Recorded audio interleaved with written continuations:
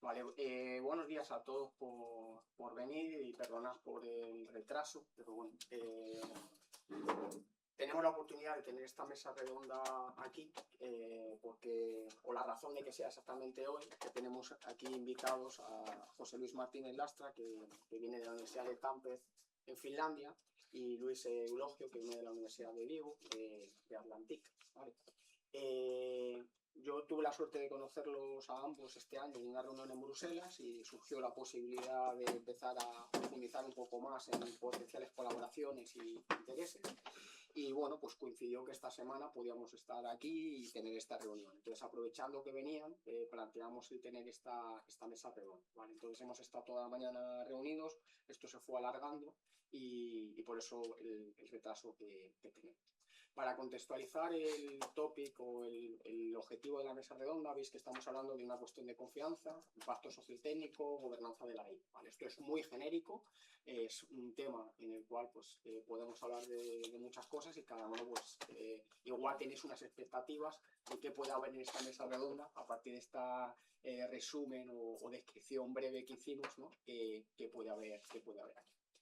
Bueno, como veis somos 4 personas en la mesa, José Luis Martínez Lastra está aquí, tenemos a Luis Eulogio inmediatamente a mi izquierda y tenemos a Luca Nanini. Los que sois de sitios, a Luca lo conocéis porque él hizo su tesis aquí con nosotros, actualmente está trabajando como postdoc, como consultor en Piccadilly Lab, que es una empresa que está relacionada con temas de implementación de estándares relacionados con el EIAT, ¿vale? Entonces, esa parte más de regulación la puede cubrir él. La parte que tiene que ver con más cuestiones éticas, podríamos decir que la podría representar yo. Para los que no me conozcáis, yo soy José María Alonso, yo fui Ramón y Cajal y soy profesor titular aquí en la Universidad de Santiago.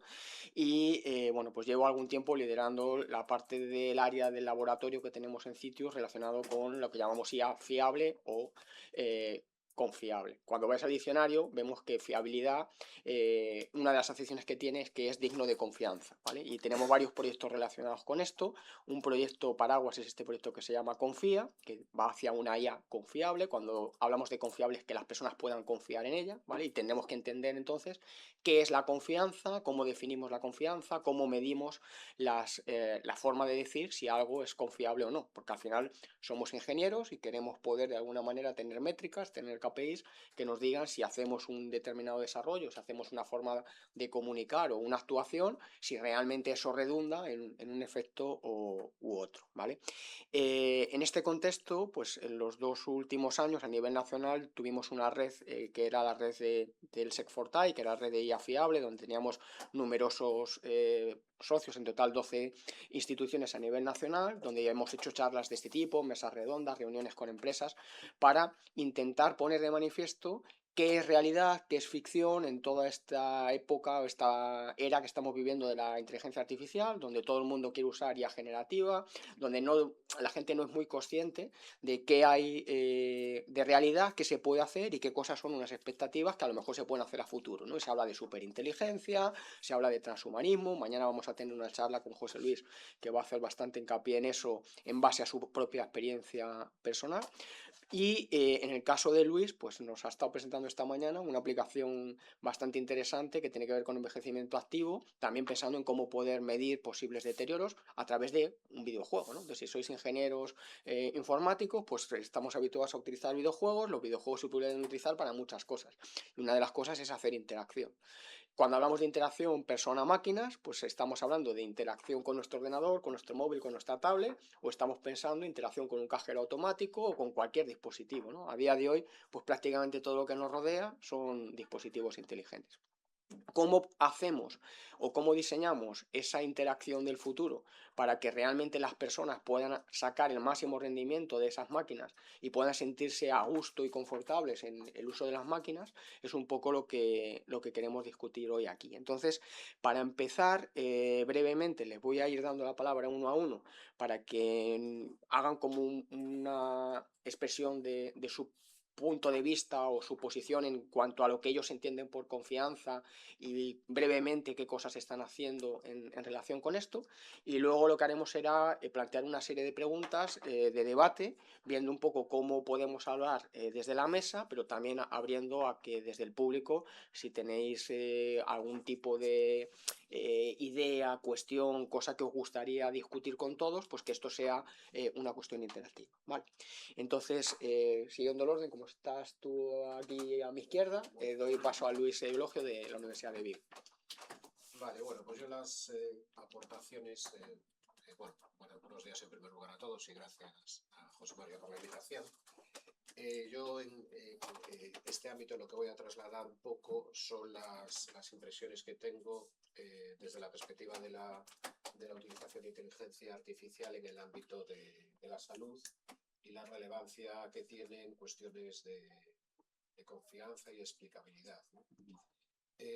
Viendo un poco o tratando de buscar información de cara a esta mesa redonda, he tratado de buscar información sobre aplicaciones de inteligencia artificial que ya están en uso, y me he llevado una pequeña sorpresa, porque he visto que incluso aquí en el Sergas tengo aquí apuntadas al menos 5 aplicaciones diferentes que ya están siendo utilizadas en el ámbito del diagnóstico y también en el apoyo a los médicos. He encontrado aplicaciones para el análisis de radiografías y pruebas médicas, ¿no? Todo lo que tiene que ver con la visión artificial y la posibilidad de dar apoyo a los facultativos clínicos para poder realizar detección de una manera mucho más ágil y rápida, detección de posibles situaciones de riesgo, malformaciones, etcétera. Es algo que resulta, parece una aplicación directa. Y después también hay aplicaciones también, insisto, aquí en el Sergas ya en funcionamiento para la detección precoz de retinopatía diabética, en el caso de las mamografías y aplicado al cáncer de mama, para el caso de diabetes, y después también inteligencia artificial generativa como soporte a la ayuda de la generación de informes médicos, ¿no? Entonces, todos aquellos puntos en donde se puede automatizar o facilitar la labor de los clínicos resulta evidentemente de extremado interés. Hay aplicaciones, evidentemente, que van mucho más allá y que tienen, desde mi punto de vista, un interés extraordinario, todo aquello que tiene que ver con la medicina de precisión y la posibilidad de realizar tratamientos específicos para las características personales de cada individuo. Aquí en Galicia, aquí en Santiago, hay una persona que es referencia, como sabéis, el doctor Ángel Carracedo, que ha incorporado inteligencia artificial en sus estudios y lidera proyectos de relevancia internacional. Entonces, lo que quiero decir con todo esto es que no es algo que ya se está utilizando, no es ficción. Y aquí ahora, claro, si nos planteamos entonces desde el punto de vista de hasta qué nivel podemos confiar en los resultados que nos proporcionen o las recomendaciones que nos proporcionen este tipo de herramientas, yo veo que hay dos niveles. El primer nivel es el que hay que transmitirle a los médicos, a los profesionales de la medicina. En ese caso ahí son importantes las cuestiones de explicabilidad y que puedan identificar de manera clara en qué se basan las posibles recomendaciones o ayudas que les está proporcionando. En una gran parte de las ocasiones, cuando recibimos un diagnóstico médico como usuarios, como pacientes, pase desapercibido el uso de la IA. La confianza ahí la tenemos realmente en la persona, en el médico, no en el profesional. Para nosotros eso es lo que realmente nos ofrece garantías. Cuando ya pasamos a otro tipo de aplicaciones en donde los pacientes finales o las personas pueden recibir recomendaciones o ayuda para poder cuidar de su salud, la cuestión ya cambia. Como decía José María antes, nosotros hemos participado en el desarrollo de un proyecto, de un videojuego para la detección precoz de deterioro cognitivo, que se realizó en colaboración con Samsung, está disponible en apps para tabletas Android. Esta aplicación está pensada para personas a partir de 55 años. Y decíamos antes en las reuniones que tuvimos previamente, que uno de los aspectos más importantes y que ha requerido un esfuerzo más intenso durante ese proyecto fue diseñar la política de comunicación de cara a las personas que utilizan el videojuego. El videojuego, potencialmente, bueno, después de 40 minutos aproximadamente, le ofrece un resultado a la persona en la que, bueno, técnicamente es un clasificador con aprendizaje automático y clasifica a la persona en cognitivamente sana o con deterioro cognitivo leve. Entonces, el hecho de que una persona pueda recibir un mensaje de que tiene deterioro cognitivo leve, pues es algo de mucha importancia. Y en particular para las personas a las que está destinado este videojuego, que son personas mayores, en muchos casos, pues personas ya de 70 o 80 años, ¿no?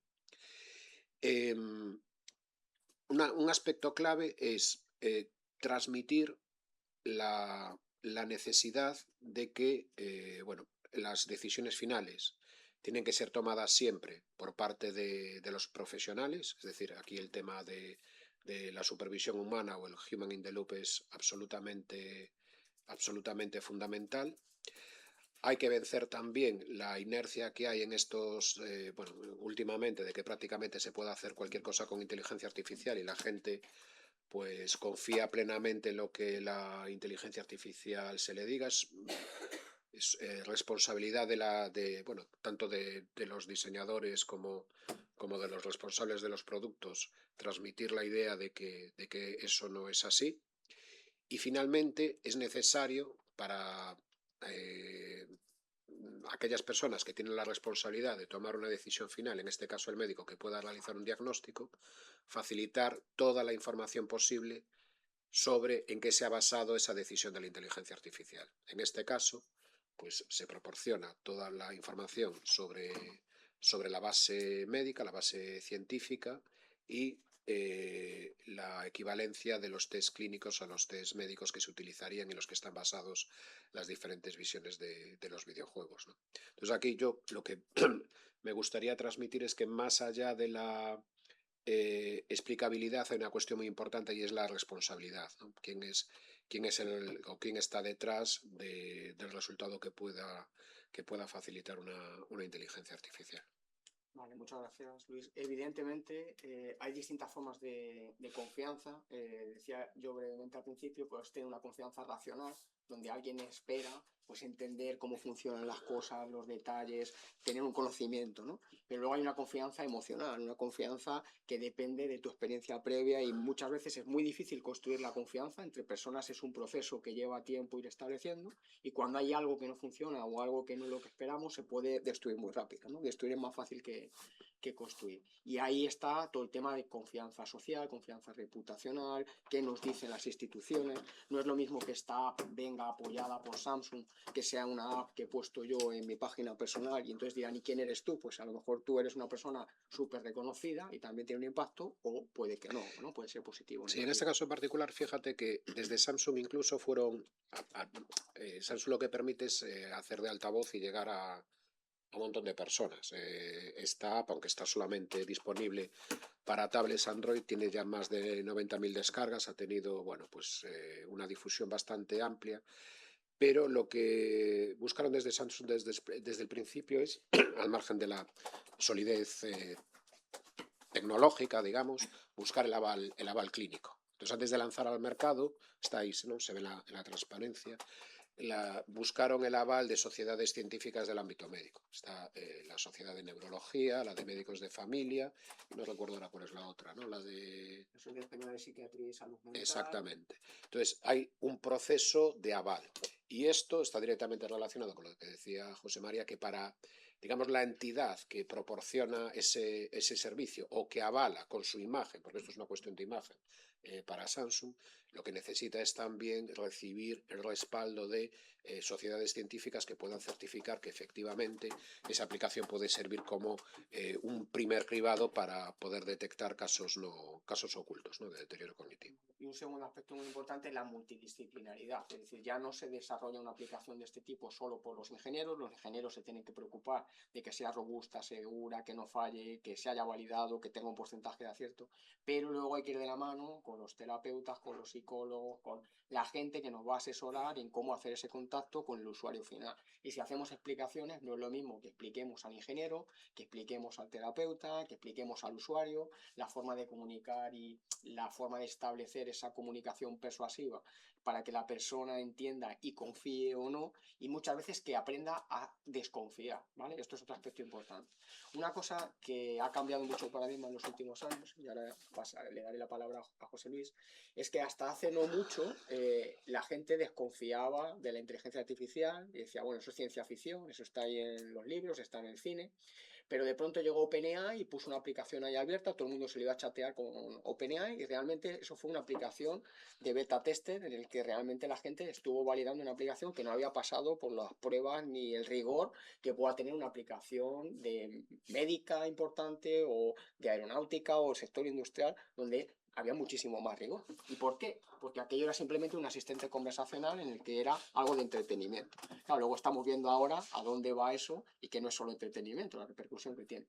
Pero desde el punto de vista psicológico, el cómo la sociedad ha sido capaz de absorber algo que llegó dado por ingenieros, que no estaba verificado, validado, inicialmente supone un shock bastante grande, ¿no? Y ver el crecimiento exponencial que tuvo OpenAI en cuanto a accesos y cuentas y todo, es un caso paradigmático en cómo la adopción de IA por la sociedad en general ha cambiado en estos años de forma totalmente radical. Y de hecho, empresas con las que hablabas antes y te decían, no, yo de IA no quiero nada, yo solamente análisis de datos, que la base de datos esté bien, tengo aquí a mis ingenieros, a mi gente que van a hacer el análisis, pero no quiero nada de IA porque eso no es de rigor. Ahora todo el mundo quiere utilizar IA generativa. O sea, hemos pasado al extremo contrario. Esto es una sociedad bipolar en la que pasamos de nadie quería usar IA porque no tenían confianza, porque creían que no era riguroso, no estaba suficientemente maduro para salir del laboratorio. Ahora todo el mundo quiere usar IA sin preocuparse de las consecuencias de usar una IA generativa desarrollada por grandes empresas americanas o empresas chinas.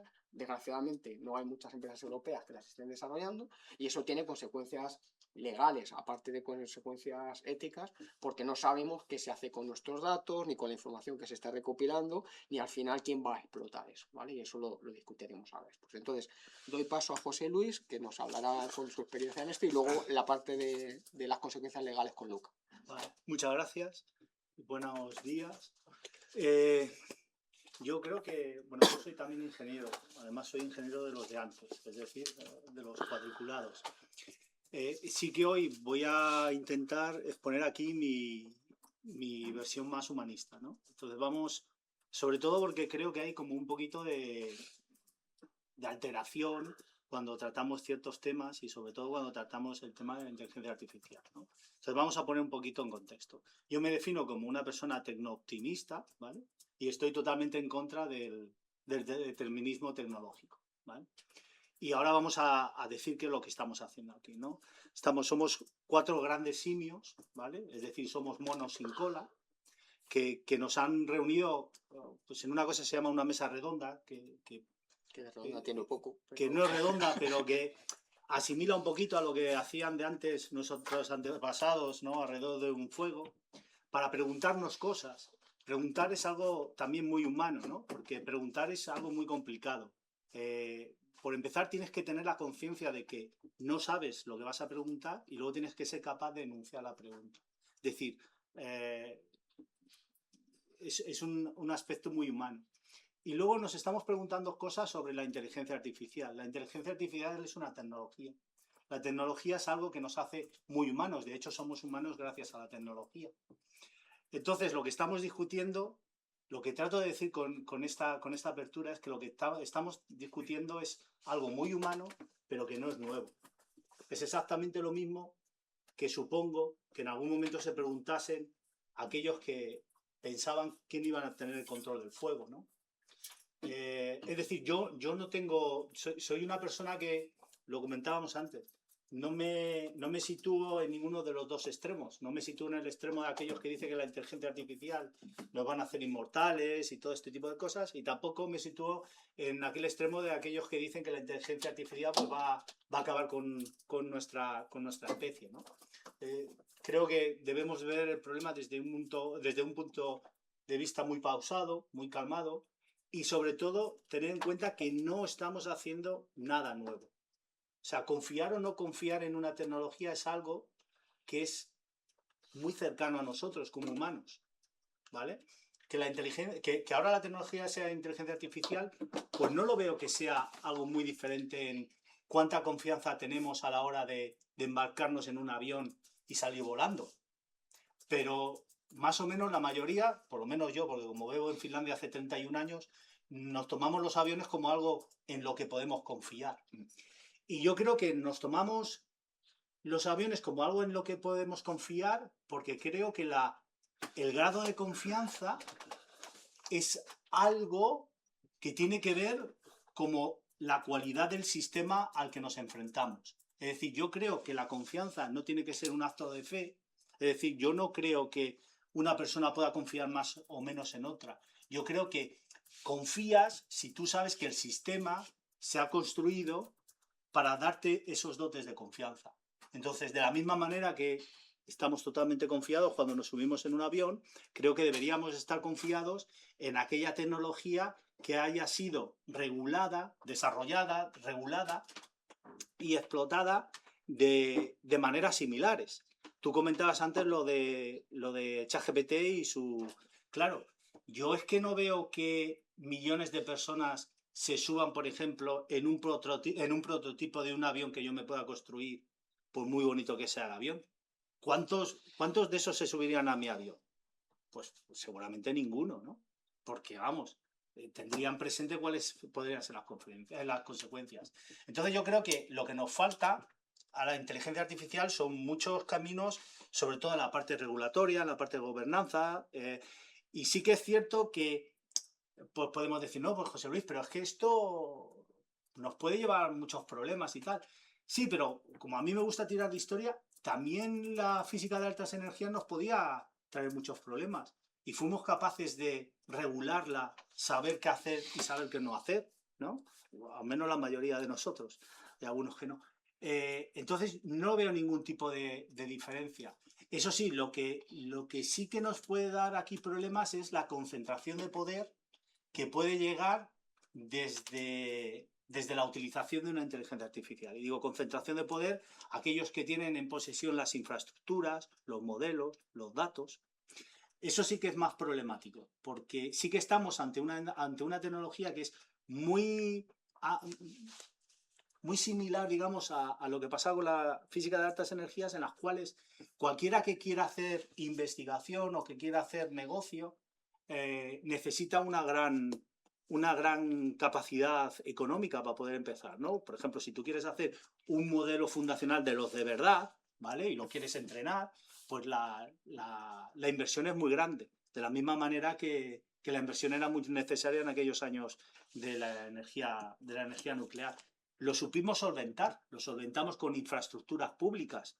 Nosotros tenemos el CERN aquí en Europa. Es una infraestructura pública que garantizaba el acceso a la tecnología y a las posibilidades de hacer desarrollo en tecnología. Creo que a lo mejor temas de inteligencia artificial deberían de ir hacia esa vertiente, ¿no? Me callo ahora ya, ¿no? Para que pueda hablar otra gente, vale. Porque si no me enrollo y... Gracias. Bueno, en línea con lo que estás comentando, por un lado está el que la IA, para bien o para mal, evoluciona súper rápido, como ha pasado en muchas cosas de informática, y entonces los avances van por delante de la regulación, de alguna manera. Y ahora, en relación con esto, para dar paso a Luca, nos encontramos con que la gente normalmente critica y dice que en Europa nos preocupamos mucho por la regulación, pero no desarrollamos nada, que eso para la innovación, que bueno. Entonces, vamos a ver qué nos cuenta Luca sobre la parte de gobernanza de la IA desde su experiencia en la implementación de estándares estándares relacionados con la nueva regulación europea, y luego ya vamos a ir empezando a debatir las distintas perspectivas sobre si esto se puede hacer o no, porque la dualidad que tú presentabas de que hay tecnologías que están súper reguladas y nadie se plantea que no haya regulación en el sector médico, el sector aeronáutico, el sector industrial, porque se pone en duda que tenga que haber regulación en el sector de la IA, ¿no? Venga, Luca.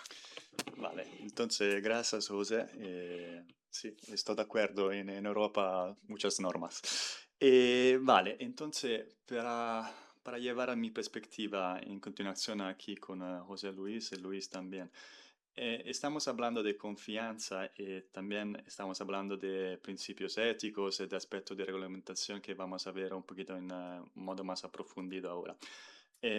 Por ejemplo, Luis estaba hablando del ámbito médico, José Luis del ámbito de la perspectiva humanística, la interacción con las máquinas y también las normas.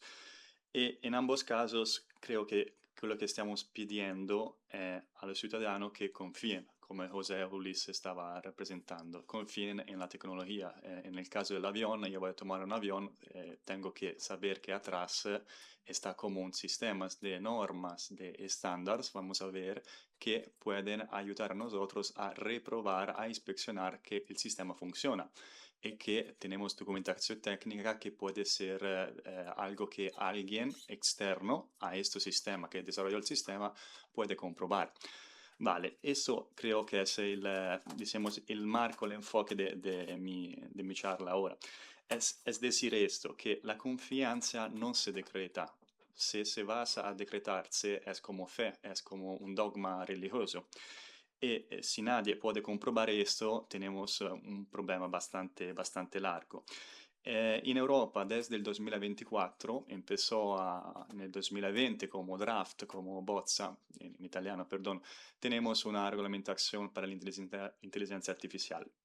Y esta inteligencia artificial, esta norma, habla podemos decir, en un marco más largo de product safety, que es el marco del New Legislative Framework. Son directivas y son legislaciones europeas que están aplicadas al ámbito médico, al ámbito de los juegos, al ámbito de las infraestructuras, mucho, que van a decir cómo regularizar estos productos, estos servicios que tenemos en el mercado. En este marco tenemos unos conceptos claves que son el concepto de los estándares. En particular, ¿cuál es el valor de los estándares? Si vamos a leer una ley, la ley de la inteligencia artificial de AI Act, vemos que tenemos requisitos. Tenemos requisitos, por ejemplo, en el artículo 9, desde 9 hasta el 15, que se llaman requisitos esenciales, donde van a explicar en práctica los requisitos que todos los productos de IA que van a considerados de peligro, de nivel de riesgo alto, tengan que cumplir. Para cumplir, la norma nos dice el what, tenemos que llegar a cumplir con esto, pero no el cómo cumplimos con los estándares. Y ahora tenemos un mandato nel ente europeo de standardizzazione che si llama CIEN y CIENCENELEC, también con ETSI, son 3 entes oficiales de European Standard Organization en inglés. Tenemos un mandato desde la European Union para desarrollar estándares en áreas críticas para estos artículos, del artículo 9 al artículo 15. Yo principalmente trabajo ahora como project leader de uno de estos estándares, de los estándares que va a cumplir los requisitos de accuracy, de robustness, de human oversight y de transparencia. Es muchísimo trabajo, no es algo de fácil. También con mi trabajo personalmente, sí, estoy activo en este comitato, la CIENCENELEC GTC 21, perdón, pero también trabajo en un consorcio de recerca de la Comisión Europea que se llama NOLEFA. ¿Qué estamos haciendo en NOLEFA en práctica? En Coruña tenemos un caso ejemplar que es bastante nuevo, es la IESIA, es esta agencia de personas que van a supervisionar los productos de IA. Y en NOLEFA en práctica vamos a ayudar a ellos a inspeccionar, a hacer testing del sistema de IA bajo del artículo 84 de la AI Act, la AI Testing Suits. Y también intentamos a educar, a hacer training sul valor de los standards, porque en el futuro los providers, los operadores que van a poner sistema de IA en el mercado, para confiar, para decir a los ciudadanos que puedes confiar en este producto, tienes que cumplir con los standards. No es algo de obligatorio cumplir con los standards para artículo 40 de la AI Act, pero es como una priority line que ayuda muchísimo. Entonces, ¿eso qué significa para estas mesas? De nuevo, significa que la confianza se construye también con normas, con protocolos, con estándares que tenemos que inspeccionar, que tenemos que reproducir. Pero también es un discurso muchísimo de recursos, porque, por ejemplo, cuando vamos a entrenar la agencia de oversight como la IESA y otras autoridades de mercado, estas agencias tengono menos recursos que la Big Tech en la Silicon Valley. Entonces, para también inspeccionar, necesitamos recursos. El mismo rollo es para la Small Medium Enterprise, creo en castellano es PMI, creo que es correcto.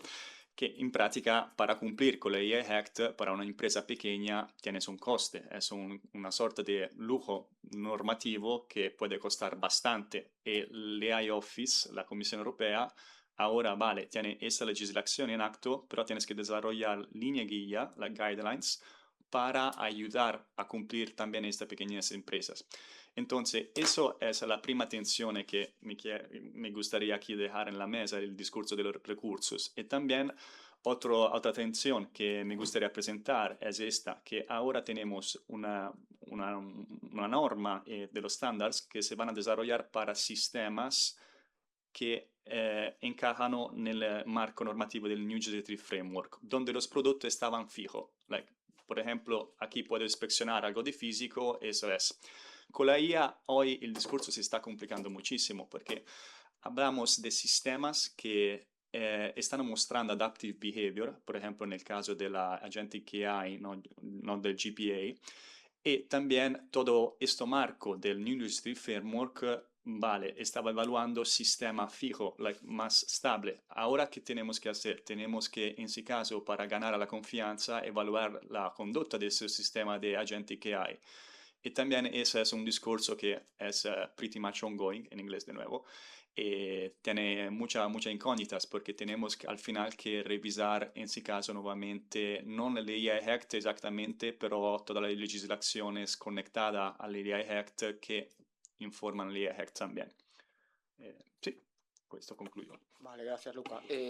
Decías, un problema es tener recursos. Tenemos el problema de que hay grandes empresas que son más grandes que un país, y la Unión Europea somos muchos países y tenemos que ponernos de acuerdo, y hay que ver que al final esa legislación paraguas, cómo se implementa en cada país, al final todo eso hace que las cosas vayan mucho más despacio que cómo evoluciona la IA, ¿no? Que evoluciona muy rápido. Ahora, la pregunta es, ¿tenemos que correr a ese ritmo? Es decir, ¿realmente hace falta que vayamos como pollo sin cabeza, hablando de pollo como decíamos antes? ¿O es mejor que pensemos que esto es suficientemente serio como para que se tome el tiempo necesario para ir desarrollando las cosas de la forma que sea adecuada para que realmente acabe redundando en un beneficio de la sociedad? ¿Vale?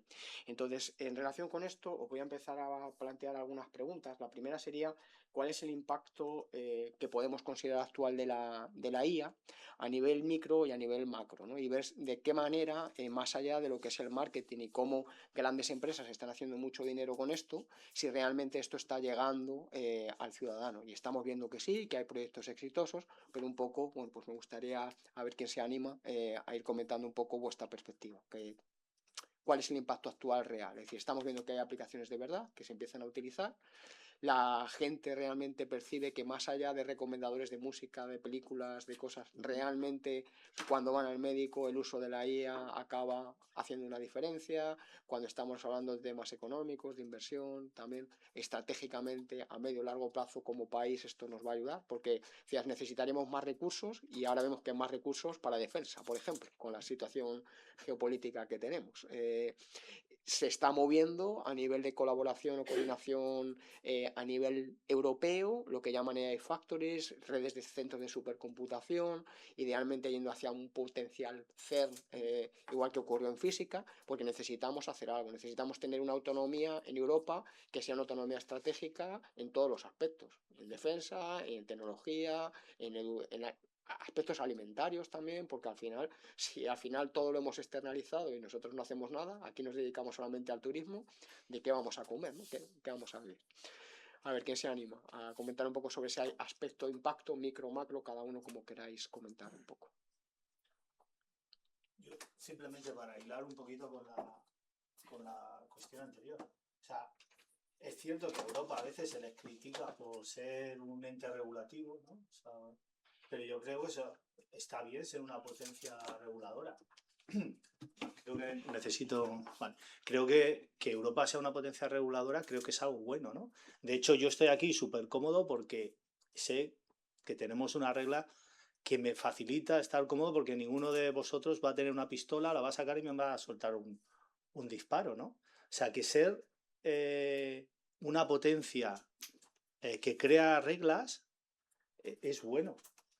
Es más, si pudiésemos ser capaces de exportar esa regulatoria sería incluso mejor, porque, bueno, yo creo que ha sido un gran esfuerzo. El AI Act es un gran esfuerzo de los primeros en cuestión normativa. Con respecto, o sea, que yo me siento muy, muy contento de ser europeo, vivir en Europa y ser capaces de crear reglas, incluso aunque expresidentes de este país se piensen que esta norma es una estupidez, esto es una gran cosa, ¿vale? Pasa que, bueno, tenemos políticos que no son tan grandes, eso es otro tema. Con respecto a lo micro y lo macro, ¿no? Sí es cierto que pues las personas de a pie empiezan a ver los beneficios de tener inteligencia artificial, ¿no? O sea, tienen pues eso, buscadores más interesantes, tienen sistemas de traducción muchísimo mejores. Imaginaros si vivierais en Finlandia lo que agradeceríais tener traductores como los que tenemos ahora. También les crea algún tipo de dependencia, ¿no? Por ejemplo, pues sí, la primera que podemos pensar es, pues, les crea unas nuevas suscripciones, ¿no? Pero luego tiene otro tipo de dependencias también, por ejemplo, pues esos pagos que a veces hacemos dando gratis nuestros datos. Eso también es unas cosas que sí que llegan a las personas de a pie. Y luego, yo creo que el mayor problema que yo veo, desde mi perspectiva, no es a nivel micro, pero es a nivel macro, ¿no? A nivel macro sí que se notan cosas, ¿no? Y yo creo que no está en cuestión preguntarnos si la inteligencia artificial puede generar beneficio. Yo creo que sabemos que puede generar beneficio, puede generar valor, vamos a dejarlo mejor en valor. Puede generar valor, pero el problema que tenemos es cómo ese valor se distribuye con respecto a los diferentes actores, ¿no? Y ahí choca un poquito con el tema de quiénes son los grandes poseedores de las infraestructuras, de los modelos, de los datos. Y ahí es donde podemos empezar a pensar porque está claro que todo tipo de tecnología, las tecnologías no son neutrales, ¿vale? A veces nosotros como ingenieros pensamos que las tecnologías son neutrales, pero las tecnologías no son neutrales. Entonces, esta tecnología en particular puede crear grandes desequilibrios, ¿no? Y lo estamos viendo ahora. O sea, tú comentabas, o sea, hay empresas cuyas capitalizaciones en bolsa son mayores que algunos de los países que componen la Unión Europea. Entonces, claro, tener esos monstruos es de alguna manera un tanto peligroso, ¿no? O sea que yo creo que no me importa tanto la parte micro, pero sí que me importa la parte macro, ¿no? O sea, esa redistribución del valor generado por la inteligencia artificial. Comentabas antes que en informática las cosas van muy rápidas y todo eso. A veces las cosas van rápidas porque la gente lo empuja. O sea, a veces nos deberíamos de sentar, respirar hondo y pensar, ¿no? O sea, ¿por qué las cosas van tan rápido? Las cosas van tan rápido. ¿Por qué se sueltan cosas que no son productos, pero que son prototipos al mercado en este área? Pues se sueltan porque estas empresas viven mucho de las inversiones. Y estas inversiones son muy grandes y tienen que captar mucho dinero para poder seguir viviendo. Y ese dinero le captan pues a través de titulares. Entonces, dentro de poco ya no sabemos qué tipo de inteligencia artificial vamos a tener, porque ya la general ya no es tan cool. Ayer estaba leyendo la biológica, etcétera, etcétera. O sea que llega un momento en el cual se nos están empezando a acabar los keywords, ¿vale? Y el problema que tenemos es eso, o sea, a estas empresas que que asumen grandes riesgos, les conviene o necesitan que todo vaya muy rápido. Por eso hacen cosas como lo que mencionabas antes. Saca productos que no son productos, que son simplemente prototipos. Y ese tema de sacar prototipos en esta tecnología que sí que puede ser peligroso. Tenemos muchísima especulación cada vez más. Lógicamente. Vivimos como que estuviésemos pensando en la bolsa y lo que va a hacer subir y bajar, sin pensar en las consecuencias que las cosas pueden tener a medio o largo plazo. Y eso lo hemos visto con las redes sociales y después con problemas de salud mental, Sí. problemas de adicción. Bueno, pues está por ver qué va a pasar a futuro con las cosas que tiene la IA, lo cual no quiere decir que no haya que desarrollarlo porque tiene cosas muy positivas, pero hay que pensar cómo regulamos, ¿no? Como decía Luca. ¿Querías tú comentar? Sí, a ver, yo aquí soy un poco pesimista, ¿no? Porque yo creo que desgraciadamente el papel que va a poder jugar Europa es únicamente a nivel regulatorio, porque a nivel tecnológico creo que no hay nada que hacer.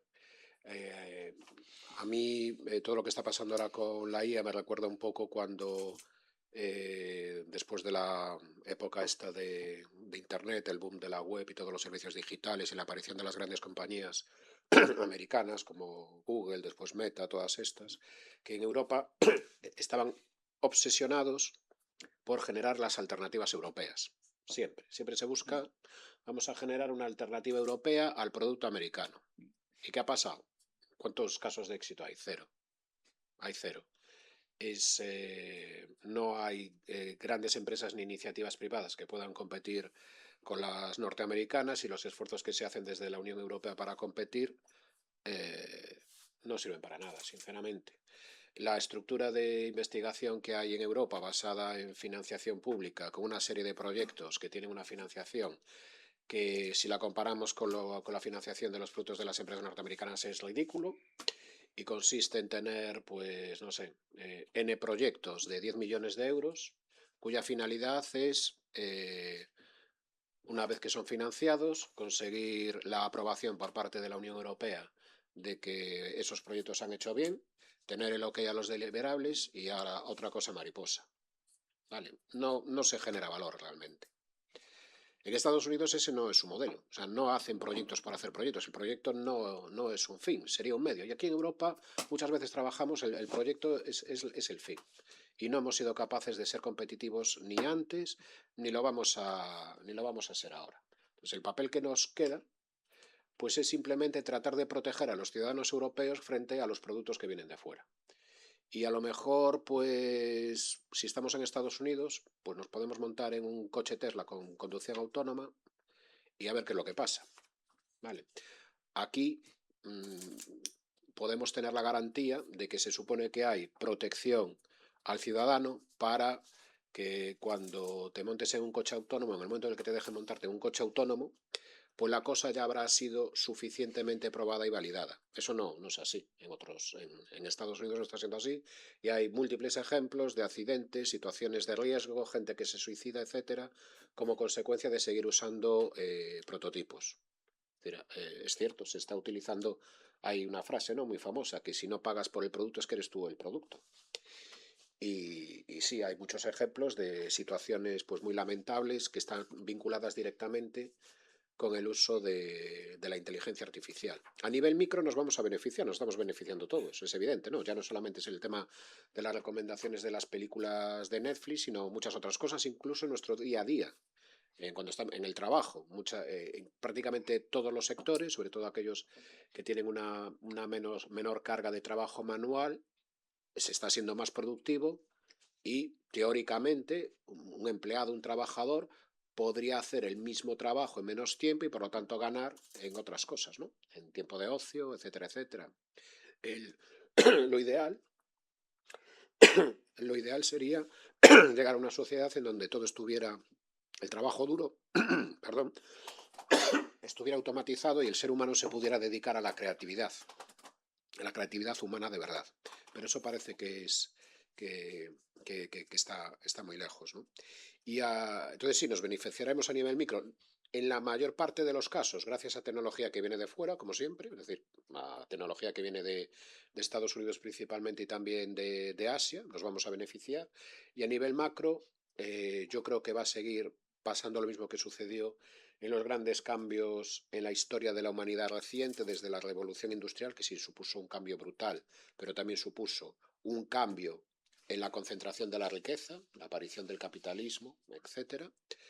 Posteriormente, con la revolución de Internet y el acceso global a la información, eso también es una revolución y nos ha cambiado la vida. Es decir, era impensable que la posibilidad de acceder a la información en cualquier parte del mundo de manera accesible para todo el mundo sí es una pasada, pero eso ha hecho también que se haya concentrado la riqueza en grandes compañías, ¿no? Y ahora está sucediendo un poco lo mismo. O sea, la semana pasada fue Trump se va a Asia con la gente que manda, que son los empresarios que tienen el dinero.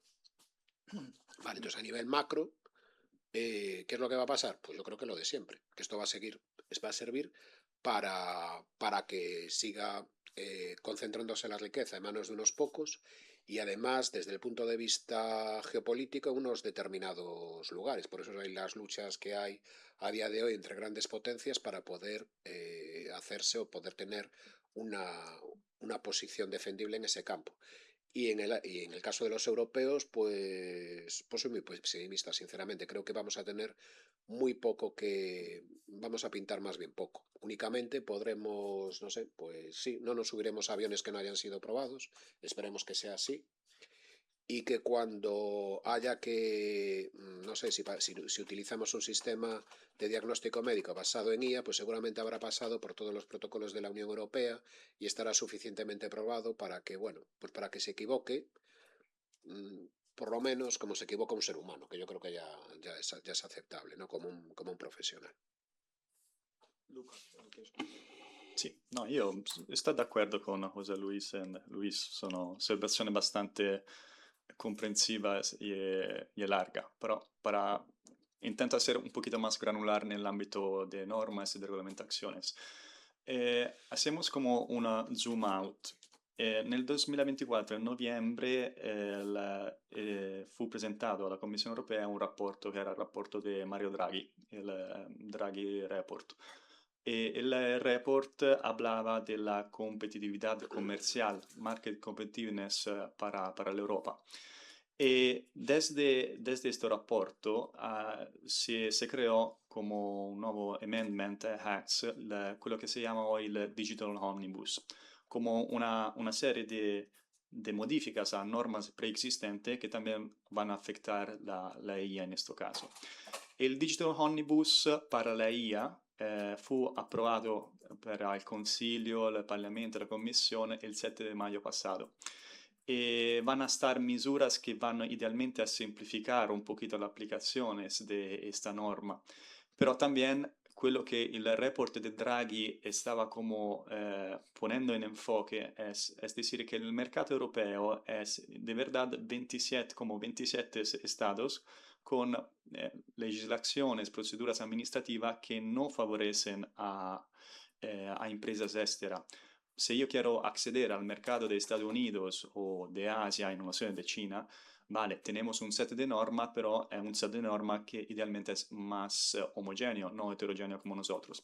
Entonces, eso es decir que están una serie de iniciativas, como por ejemplo también de von der Leyen, la AI Continent Plan, que podrían ayudar a simplificar a desarrollar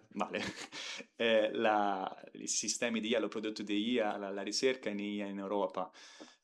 Van a tener éxito positivo, no lo podemos decir, no lo sabemos, vamos a tener línea guía para ayudar, van a tener éxito positivo, no lo sé. Un antecedente storico que es reprobado es como José Luis estaba mencionando antes, pero no explícitamente, es el Brussels Effect. Si vemos la legislación europea para la protección de datos, el GDPR, ese efecto desde el 2018 influenció como otros mercados van a tratar de data minimization, de privacy, cuando quieran acceder con un producto que tratan datos en el mercado europeo. ¿Vamos a tener el mismo impacto, la misma magnitud con la legislación de la AI Act? No lo sabemos, pero está un poquito de margen. Yo personalmente, en mi experiencia, fui en Asia en diciembre, en Tokio, fui en Singapur hace otros meses, hablando de gente que se ocupa de estándares, y la gente hace preguntas sobre los estándares europeos, sobre la AI Act. La gente que representa empresas como, ahora, sin decir nombre, pero Big Tech de productos que usamos todos los días. Entonces, está un cierto nivel, un cierto grado de interés a entender cómo acceder y a cómo hacer más compliant con el mercado europeo para la IA. Desde esto, la otra parte de esta cara es cómo podemos desarrollar algo que es competitivo. Vale, aquí tenemos Nvidia, por ejemplo, en Estados Unidos, que tiene su market cap que es más grande de Alemania, de todos los países en Europa, excepto que la China es de Estados Unidos. Es algo que no podemos competir. Anthropic ahora no está cotada en bolsa, está hablando de ir con la IPO, Initial Project Offering, no me acuerdo ahora el nombre. Estamos hablando de valutación estratosférica de billions of dollars. También OpenAI con ChatGPT, el mismo rollo. Entonces, aquí tenemos equivalente bastante limitado y no tan competitivo. Tenemos Mistral en Francia, que vale, a nivel de benchmark, tienes un modelo lingüístico que no es tan malo, pero vamos a compararlo con un Cloud Opus. No sé, yo preferiría usar un Cloud Opus. Y también creo que está todo un problema geopolítico bastante largo que al fondo es la administración Trump, es toda esta filosofía de la simplificación. Vale, es bueno, pero es también peligroso porque no sabemos dónde vamos a tener de nuevo los recursos para hacer el enforcement, para entender cómo desarrollar todo. Eso es. Último ejemplo concreto y después concludo. Por ejemplo, Anthropic desarrolló este modelo, llamámoslo así, de que es Cloud Mythos. You probably heard of that. ¿Y cuál es el problema de Mythos? Que no es muy peligroso porque podrías hacer como un jailbreak, podría ser hacking de sistemas democráticos, de instituciones, de empresas. Es bastante potente, ¿vale? Para ser sencillo. El problema es que Cloud Mythos, Anthropic, no permitió el acceso de este modelo al AI Office, porque el AI Office fu como considerato no bastante competente a nivel de safety, de testing, para acceder al modelo y hacer testing. Y esto es un señal que los Estados Unidos están enviando a la Europa, es decir, vale, quieres regular todo, pero también tienes que tener recursos para hacer esto. Tienes que desarrollar soluciones, vale, pero a nivel de competitiveness de mercado no tenemos the strength. No sé. Vale, vamos a cambiar un poco la dinámica. En vez de seguir haciendo preguntas, como son ya las 2:10, lo que voy a hacer, ¿me oís por ahí? Voy a abrir las preguntas al público, ¿vale? Para intentar hacerlo interactivo. Si no os atrevéis, si no os animáis, entonces hago yo más preguntas. Pero de momento, ¿quién se anima? Tengo el micro aquí, Alejandro. Tenemos un micro allí y tengo otro aquí. Entonces, ¿vale? ¿Alguien se anima a hacer primera intervención, primera pregunta? Si no, seguimos con... Yo tengo aquí más preguntas apuntadas, ¿eh?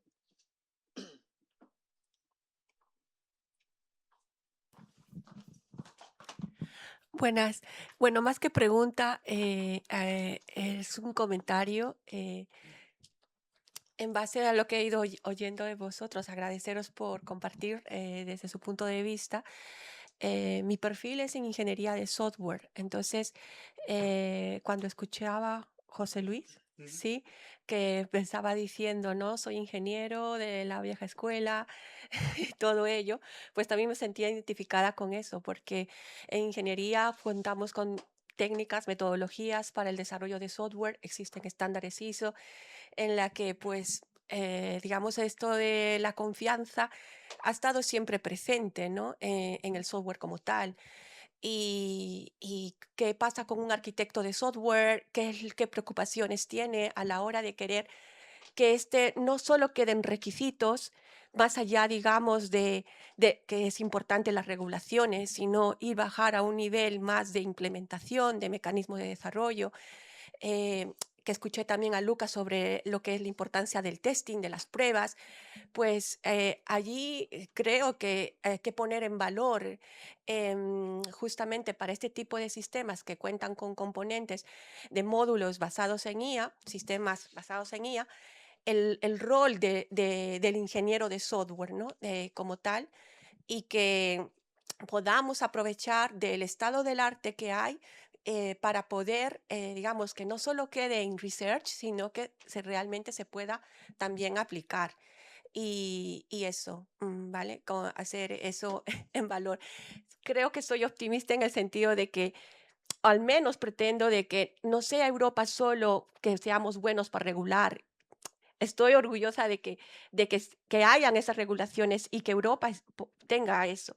Pero también creo que podemos ser innovadores, crear software, y hay software que creemos que podemos servir para nuestra sociedad y no solo ver a Estados Unidos como los que sois los únicos que van a poder proveer tecnología. Creo que sí que podemos tener capacidad para proveer esa tecnología que sea confiable para nuestros usuarios. Al menos es lo que creo poder hacer. Gracias. Yo creo dos cosas. Una relacionada con que la IA no está en la nube sola, sino que realmente va dentro de una arquitectura, una infraestructura, y hay que tener en cuenta toda la visión global de ingeniería de software, de seguridad, que está asociada a eso, ¿vale? La segunda cosa es que un problema grande es meter dentro de un programa informático muy complejo módulos de terceros que no controlamos. Y es lo que está pasando ahora a través de las APIs, de los LLMs, de cosas que no sabemos quién ha entrenado, cómo ha entrenado y qué es lo que hay detrás. Y eso abre un montón de posibles agujeros de seguridad, vulnerabilidades que habría que tener cuidado con ellas y depurar adecuadamente para ver las implicaciones que eso puede acabar teniendo, ¿no? Y sin tener en cuenta otra cosa que a mí me quedó pendiente del tema de productividad que decías tú antes, de realmente nos está haciendo más productivos, nos está haciendo más inútiles y más dependientes de la tecnología, realmente qué consecuencias puede acabar teniendo eso, ¿no? ¿Queréis responder a Nelly alguno y luego ya seguimos con ese otro debate? Sí, bueno, estoy de acuerdo en el tema, ¿no? O sea, yo cuando estaba la pregunta de confianza tenía aquí marcado que la confianza no debe ser un acto de fe, debe ser una propiedad verificable del sistema. Tú seguramente trabajas como arquitecta de sistemas. Cuando definimos arquitectura de sistemas tenemos nuestra parte funcional y luego tenemos una serie de atributos cualitativos, ¿no? O sea, y esos atributos cualitativos que normalmente les introducimos por diseño, ¿no? Son los que luego nos facilitan todas estas cosas de poder introducir terceras partes, ¿no? Y saber que puedan funcionar de una manera adecuada. O sea, el tema el pesimismo de Luis, ¿vale? Pero bueno, el pesimismo de Luis y también los datos que han arrojado en términos de sistemas económicos, de nuevo, o sea, mi mensaje es similar al anterior. De nuevo, no es un problema que acabe de aparecer, es un problema que Europa tiene hace muchos años, ¿vale? Y no creo, no estoy de acuerdo con Draghi, no creo que el problema es que seamos muchos pequeñitos y tengamos como pequeñas tribus dentro de Europa. El problema creo que es diferente. El problema creo que es qué tipo de ¿cómo se dice? De qué tipo de inversiones económicas se hacen en Estados Unidos y qué tipo de inversiones económicas se hacen en Europa. El perfil de inversor europeo es muy diferente al perfil de inversor americano. Un perfil de inversor americano es súper alto riesgo, muchísimo capital y sin problemas de que no pase nada en los siguientes 10 años. Eso no lo tenemos en Europa, no tenemos esa concentración de capital en esos inversores y no tenemos esa conciencia de inversión de alto riesgo y de inversión que no nos reporte nada en Europa, ¿no? Últimamente tenemos los criptobros, ¿vale? Eso es más o menos lo que tenemos, ¿eh? Pequeña gente que busca tal. Entonces, yo creo que el problema que tenemos ahora es el mismo problema que teníamos antes, pero que ante los volúmenes de dinero que se necesita esta tecnología, pues hace el problema más grande. Pero es el mismo tipo de problema. No la misma cantidad de problema, pero el mismo tipo de problema, ¿no? Y es más, yo no creo de que nosotros no seamos capaces de hacerlo o no tengamos las herramientas. Yo creo que es un problema de financiación, sobre todo Una en cuestión este de tema. escalabilidad. Exacto. Y luego ya podemos hablar de escalabilidad en otros planos también. Escalabilidad y sostenibilidad. Y sostenibilidad. A todos los niveles, porque necesitamos más energía, más agua, más Mm. tierras raras, más todo que no tenemos en Europa y que hay que conseguir. Yo simplemente a raíz de estos dos asuntos, ¿no? Y estaba pensando, un poco resonando, una broma entre nosotros, ¿no? Claro, como estabas hablando de diseño, ¿no? Hemos pasado de tener que diseñar, cuando se hacía la IA basada en reglas, sistemas expertos, etcétera, etcétera, y ahora estamos en otra escala donde los datos, el acceso a los datos ha permitido, el acceso por parte de determinadas industrias, el poder ofrecer inicialmente un prototipo y luego eso está evolucionando, ¿no? Y realmente lo que quieren en realidad es seguir alimentando a través de los datos para otros propósitos. Ya Apple ya dijo que en realidad ellos van a ser una industria de la medicina, porque están procesando a través de sus smartwatch, etcétera, etcétera, ¿no? Entonces ahí hay un nivel de escala donde la relevancia del dato, muchas veces, muchos ingenieros, muchos diseñadores de software, muchos diseñadores de sistemas de inteligencia artificial se olvidan de que aún no podemos delegar el diseño de nuestro sistema y los quality requirements, etcétera, etcétera, a lo que es el dataset. ¿Vale? Y eso es lo que hay que proveer mecanismos y metodologías sobre cómo se puede aprovechar el mundo de los datos para diseñar sistemas que cumplan con esos requisitos. Un problema, y por lo que aparece el data mining frente a los sistemas expertos, es todo el tema de escalabilidad. Y entonces los sistemas expertos implicaban hacer entrevistas, era un desarrollo más lento. Entonces la gente dice, bueno, pues esto no va a ningún lado. Si puedo dar datos, la máquina aprende por sí sola, aumento productividad, esto es muchísimo mejor. ¿Qué ocurre? Que no todo está en los datos. Hay montones de cosas que realmente van a influir en el diseño que estamos haciendo, que están fuera. A mí me preocupa lo otro que decías de Apple, que siendo una empresa que está en un sector, están pensando estratégicamente en posicionarse en otro sector, cómo de transparente es eso y cómo está regularizado, ¿no? Hace poco hubo una noticia diciendo, que os acordaréis del Pokémon GO y toda esta historia, pues se lanzó una app, la gente se la instalaba, iba haciendo fotos, vídeos por todos lados, iba subiendo todos los datos de forma totalmente altruista a un servidor. Pues la empresa que recopiló toda esa información ha ganado un montonal de dinero vendiendo todos esos datos que había recogido, que la gente había cedido sin que en ningún momento dijese que daba permiso para utilizar esos datos para el propósito que se han usado. Y todos esos datos se han utilizado para hacer una reproducción del planeta en 3D, que es muchísimo mejor que lo que pueden hacer los coches de Google que van por ahí por las calles haciendo fotos. Y eso ha sido un proyecto colaborativo en el que millones de personas en el planeta han contribuido de forma altruista para que ahora unos pocos ganen mucho dinero. Yo creo que eso éticamente no está muy bien, pero nos tenemos que hacerlo pensar también.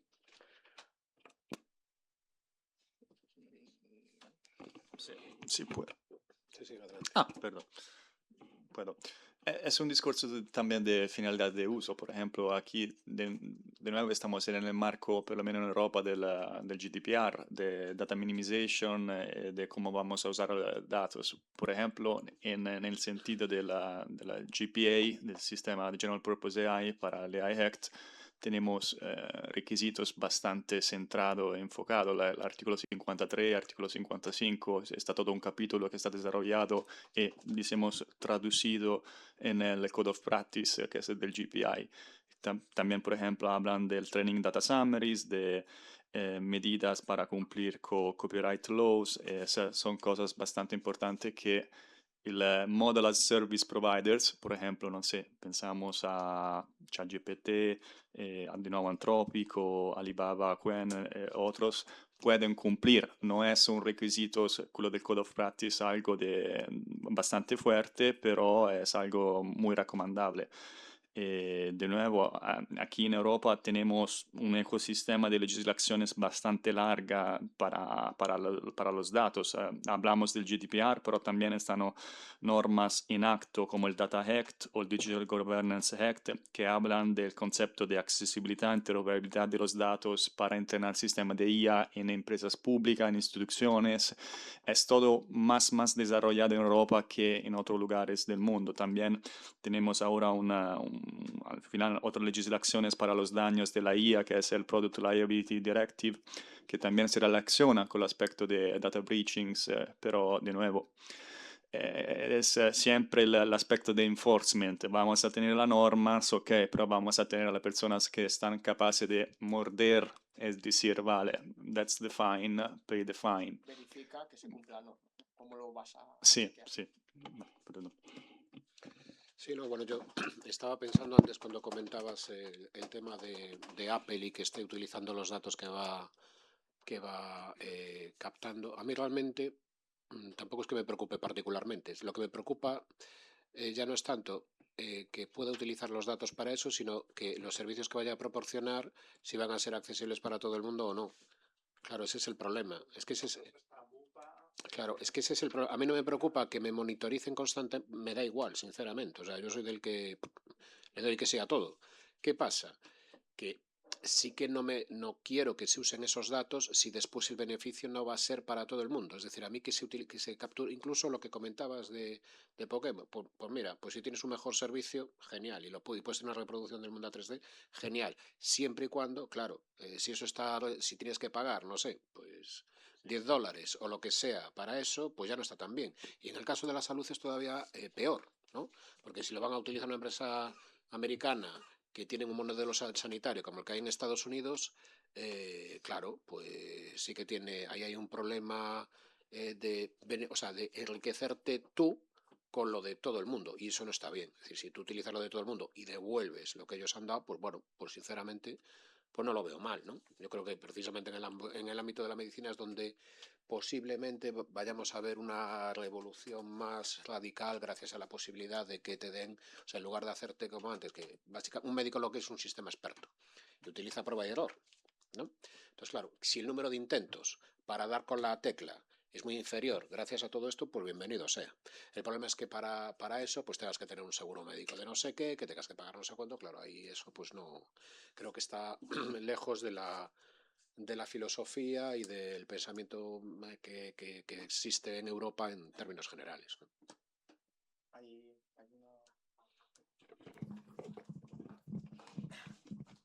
Muchas gracias. ¿Sí? Ah, vale. Bueno, yo quería formular una pregunta muy concreta para Luca y para la mesa, por supuesto, ¿no? Pero es en relación con... que la tengo aquí apuntada. ¿Sí? ¿Sí? Ah, vale.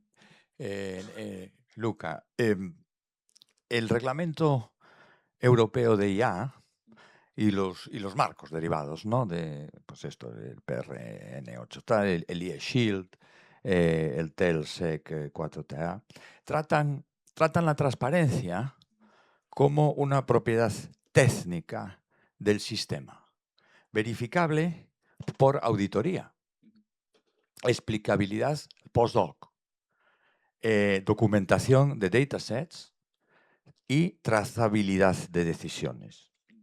Mi pregunta es la siguiente.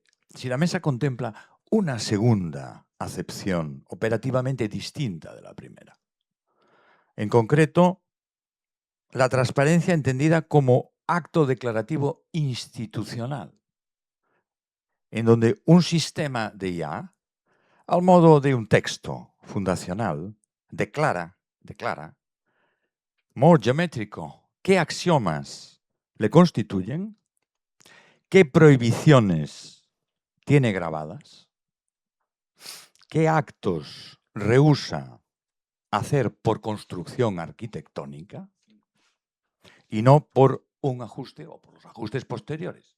Un poco el enfoque primero. Si esta segunda o esa segunda acepción es viable, pues no lo sé, ¿sería o es complementaria a la primera o la subsumiría? Y si la subsume, ¿qué consecuencias tendría para los marcos de auditoría actualmente en construcción? Vale, gracias por la pregunta. Es mucho que unpack, pero es decir, creo que este segundo, decimos, approach no es quello legal, pero me voy a explicar un poquito mejor. Es decir, esto, cuando leemos el AI Act de nuevo, New Legislative Framework, Product Safety Legislation, estamos hablando de productos, de servicios que van a entrar en el mercado europeo, ¿vale? Como un provider que se interrelaciona con un deployer, con un operador y usuarios terceros, ¿vale? Si empezamos a hablar de transparencia en el AI Act, hablamos de transparencia principalmente en 3 puntos principales. El primero, que es el enfoque de ahora, es el artículo 13, que estamos en el contexto de los requisitos esenciales, artículo 9, artículo 15, y vamos a leer artículo 13, en práctica son 3 parágrafos. El primero es, en inglés, perdón, the AI system shall be designed and developed in order to allow the deployer, that's the user, to be able to interpret the system output and use it appropriately. But use it appropriately está conectado con el artículo 14. Entonces, aquí está un vínculo de provider a deployer que tienes que entender el output para después gestionarlo, accionarlo, eso. Cuando hablamos después de transparencia en el sentido más largo, por ejemplo, vale, tienes que señalar que también un nivel de riesgo no alto, bajo también, se está interagiendo con un ser humano, aquí entra artículo 50. Desde 1 o 2 semanas tenemos la línea guías para el artículo 50 de la Comisión de la Office, que no están definitivas, pero también eso es más al aspecto de interacciones, no con el provider deployer, pero a largo plazo. Es decir, al final, quello che è más interesante está en el capítulo de los remedies, cuando un daño va a ocurrir, es el artículo 86, que dice right to an explanation, que deriva desde el GDPR, artículo 15-21. Eso ocurre solo cuando abbiamo comprobato che l'IA hizo un daño a una persona, a un user, e questo user te puede preguntar a ti come provider, dame una explicación del por qué hice daño. Pero nel concreto, la norma de IA, el approach que tenemos aquí es no tenemos que ser prescriptivo en una arquitectura y tampoco tenemos que ser prescriptivo en la información que tenemos que vehicular al affected user. Es decir, yo te puedo dar como provider una descripción, una explanation usando Shapley o usando Lime, pero también diciendo, sí, vale, estaba leyendo la documentación técnica, está reportado esto. Eso es decir, al final, que lo que es más importante es todo el ground de los requisitos esenciales, porque tenemos, vale, tienes que cumplir con requisitos de gestión de riesgo, artículo 9, de data governance, de logging, el concepto de traceability que estabas anunciando antes.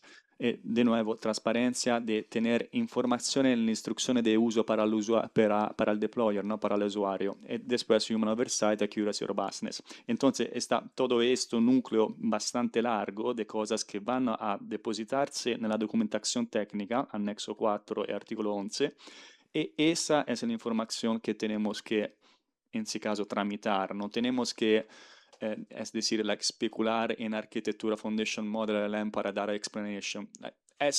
Podría ser una best practice, ¿por qué no? Pero no es el requisito principal. Pero no sé si he contestado bien. Gracias.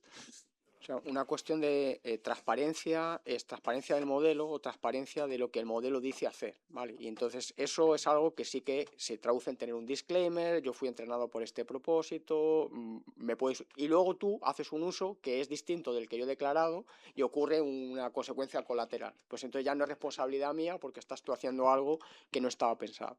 El otro problema de transparencia arquitectural de los modelos es que los modelos a día de hoy que se están usando son cajas negras y tienen una componente aleatoria, una complejidad que ni siquiera por muchos auditores y mucho tiempo que tuviésemos no llegaríamos a entender internamente 100% cómo funciona.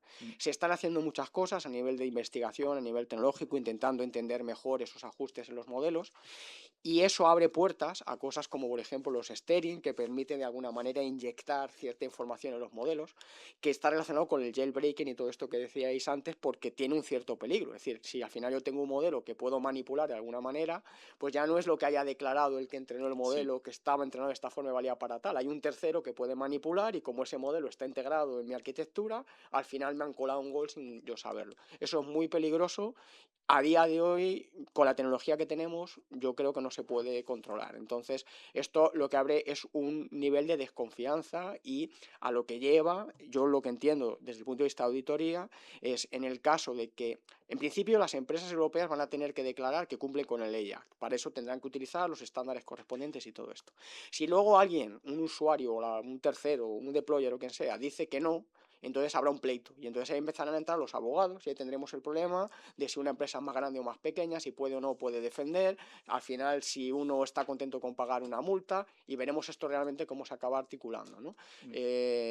No va a haber un proceso en el que hay un auditor a priori que va y te certifica, sino tú te autocertificas y luego si hay un problema veremos entonces el juez autoriza, igual que te autoriza a ver todas tus comunicaciones, autoriza a que abras y veas qué hay dentro. Pero claro, si lo que abres y lo que hay dentro es una caja que viene de una empresa americana que no te da información, el problema lo tienes tú que estabas desarrollando o comercializando un producto con eso y tú eres el que tienes que responder de eso. También si puede añadir ultimísima cosa también aquí cuando José, el primer punto que estabas hablando. Tenemos en el AI Act un enfoque en artículo 25 en el Contractual Agreement de Providers y de Deployers. Eso es decir, que cuando voy como provider a venderte un sistema de IA, tengo que declarar la intended purpose. Ese es un concepto bastante bien definido. Es decir, tengo que declarar el perímetro de acciones donde después construir todos los requisitos, donde cumplir con los requisitos esenciales. Si como deployer voy a hacer un fine tuning de los datos o también voy a cambiar la modalidad de usos, por ejemplo, no sé, un sistema de IA que te analiza el currículum internamente, después lo haces también externamente, eso cambia la finalidad de uso, cambia el intended purpose y en práctica el artículo 25 te dice, vale, tú empieza después de este acto a ser el provider y a tener que cumplir con todos los requisitos, porque los deployers tienen mucho menos requisitos en el AI Act respecto a los providers. Entonces, es todo un perímetro legal bastante definido, no parece, pero creo que lo es. Bueno, estamos fuera de tiempo. Yo quiero acabar la mesa pidiéndoos a cada uno que intentéis resumir brevemente, en 1 o 2 minutos, cómo creéis, para intentar acabar con una visión un poco optimista, qué creéis cada uno que podemos aportar desde nuestro granito de arena. Es cierto que aquí tenemos representado a través de Luca una parte más próxima a los policy makers y luego nosotros tres estamos todos en la academia. Nos faltaría alguien más de empresa, por ejemplo, para poder aportar esa otra perspectiva, ¿no? Aunque también pues con la experiencia de transferencia de conocimiento, de proyectos que se han hecho con empresas, pues igual también podéis aportar. Entonces empezamos si quieres tú, aunque tu visión sea pesimista, pues cuentas y luego cerramos con una visión más optimista. Mi visión es pesimista en cuanto ahora, ¿no? Mi visión es pesimista en cuanto a, bueno, al papel que puede jugar Europa desde el punto de vista tecnológico a nivel macro. Pero a nivel más micro y las cosas que hacemos los que estamos aquí, pues no soy tan pesimista. Y ahí mi llamamiento sería a, pues eso, a ser responsables, a tratar de garantizar los derechos individuales, a no poner prototipos para que pruebe la gente y después ya veremos. Y yo creo que desde ahí, pues la gente que trabaja en centros de investigación como esto, el que tenemos amigo en Atlantic, sí que tenemos una visión muy europea, ¿no?, de cómo se deben hacer las cosas. Y desde ese punto de vista, pues sí, yo animo a todo el mundo a que siga siendo así y, bueno, dejar los experimentos para los que lo llevan haciendo desde hace bastante tiempo, ¿no?, que están al otro lado del Atlántico. De alguna forma todos somos responsables en lo que estamos haciendo. A ver, José Luis. Bueno, en pocas palabras, mi mensaje es serenidad, porque, bueno, aunque somos una especie bastante nueva, hemos llegado hasta aquí manejando tecnología. Y repito, tecnología es lo que nos hace más humanos, es lo que nos diferencia de todas las otras especies. Yo creo que todos estos discursos se van a ir relajando con el tiempo. Yo creo que estamos aquí un poquito en el pico, pero yo creo que lo que tenemos que tener es confianza primero en nosotros mismos y después en las instituciones a las que pertenecemos o en las instituciones con las que trabajamos. Y yo creo que mejor entorno que Europa para tener esa confianza no hay ninguno. O sea, yo ya lo digo, o sea, yo me siento muy feliz siendo europeo. Y luego, bueno, pues para la gente que no tenga o que tenga dudas de fe o dudas de confianza, les invito a leer la primera encíclica de León XIV, que trata sobre la inteligencia artificial, que es Magnifica Humanitas, que acaba de salir publicada creo que hoy o mañana. Y bueno, parece ser que aquellos que no crean en nosotros los tecnólogos, pues tienen ahí la fe para poder seguir creyendo en ella, ¿no? Además, este papa que quiere pasar a la historia como el papa de la revolución de la inteligencia artificial, el anterior León pasó como el papa de la revolución industrial, pues ahí tienen textos para relajarse, pero yo creo que habría que confiar en las instituciones, en los técnicos y yo creo que todo esto se va a ir relajando, ¿eh? O sea, yo creo que esto nos relajaremos. Y no sé, o sea, todas las cosas que estamos hablando, yo no he visto ninguna industria, y la verdad, llevo muchos años dedicándome al tema, no he visto ninguna industria más regulada que la farmacéutica, ¿vale? Y nosotros compramos el medicamento, nos lo tomamos, no sé cuántos de vosotros leéis las instrucciones estas desplegables, pero ahí hay muchas instrucciones. Pero claro, si nos tomamos lo que no es la dosis... Yo se las doy a ChatGPT para que me resume. Yo directamente no las leo porque yo tengo que optimizar mi tiempo.